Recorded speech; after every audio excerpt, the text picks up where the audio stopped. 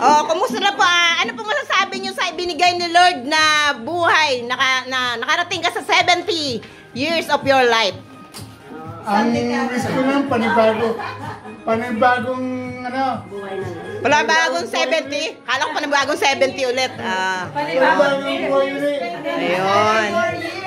So, yun pong mga dinaanan ng buhay nyo mula nung maliit kayo hanggang ngayon. Okay po ba? Wala. Satisfied. Ayun, satisfied. So, wala po kayong pinagsisisihan. Oh. Okay lang.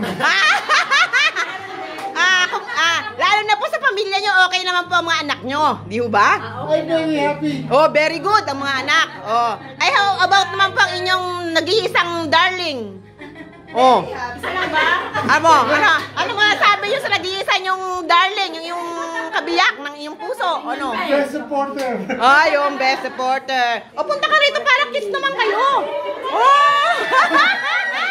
Punta ka rito! Pagtalayin mo na. Pagtalayin mo na. Ay, dali, dali! Habang nakakami. Oh, kiss, kiss, kiss! Kiss! Isa pa, hindi nakuhaan.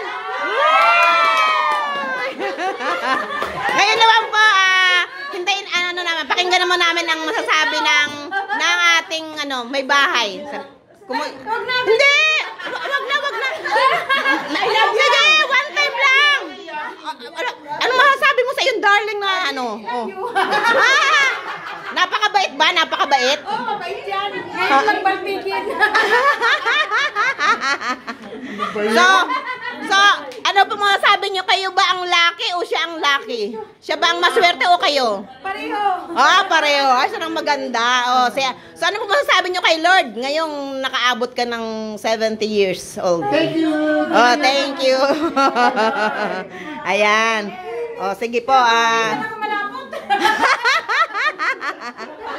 Okay. Hanggang sa next year. Another year of your life. Oh, hindi.